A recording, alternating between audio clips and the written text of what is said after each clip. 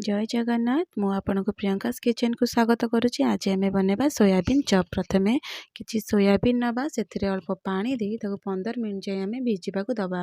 एबे आम किसी ब्रेड नवा, ब्रेड रो साइड पट काटिदबा।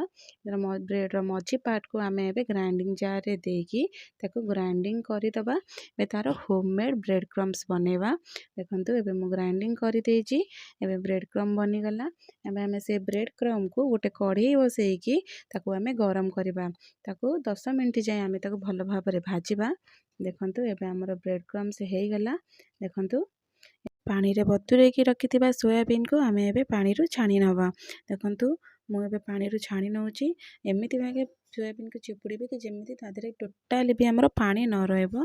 देखंतु एबे हमर सोयाबीन हे गला। एबे सोयाबीन को आमे ग्राइंडिंग जार रे देई ताको ग्राइंडिंग करिदबा पल्स मोड रे।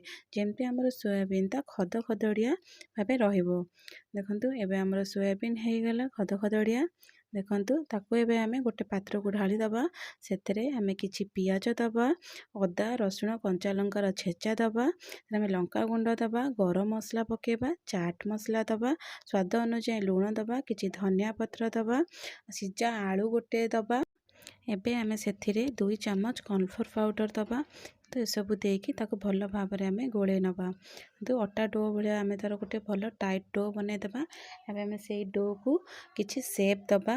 गोल शेप दे परिबा, स्क्वायर शेप दे परिबा, फिंगर शेप मध्ये हमें दे परिबा। देखंतु मु एई भली भाव में गोटे शेप दउची।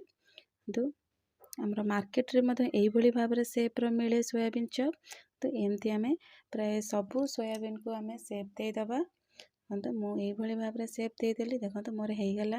एबे आमे 2 चम्मच कॉर्नफ्लोर नबा, 2 चम्मच मैदा नबा, अल्प पानी देकी ताको आमे गोले दबा। देखंतु सेथिरे आमे गोटे चम्मच गोलमरिच गुंड दबा एवं आउ अल्प टिके पानी देकी ताको गोले दबा। जेंता पानिया हबनी किंतु बहलिया बहलिया रहबो। जेउ आमे सोयाबीन चप पई जो डो बनेइतिले आमे सेते ताको बुड़ेकी ब्रेड क्रम रे कोटेड करबा। देखंतु मु एबे करूची।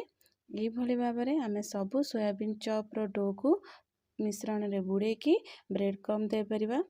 आमे ब्रेड क्रम जगह रे हमर कॉर्नफ्लेक्स को भी कोट दे परिबा। आ सेमैया को भी आमे कोट दे परिबा। किंतु एबे मोर हेई जाईची। देखंतु केते सुंदर मधा देखा जाउची। तो एबे हमर तेल गरम हेई गला। एबे आमे ताको तेल रे फ्राई करबा। देखंतु एबे सब फ्राई करूची। देखंतु हमर रेड रेड हे की सब मार्केट भलिका फ्राई हे गला। देखंतु केते सुंदर देखा जाउची। आमे ए सब को काढी दबा। हमर एबे सोयाबीन चप रेडी हे गला। देखंतु हमर एबे सोयाबीन चप रेडी हे गला। एबे खाइबा पई रेडी। जदि आपनको मोर चैनल भलो लागिताए ताले मो चैनल को सब्सक्राइब करिवे, लाइक एंड शेयर करिवे। धन्यवाद।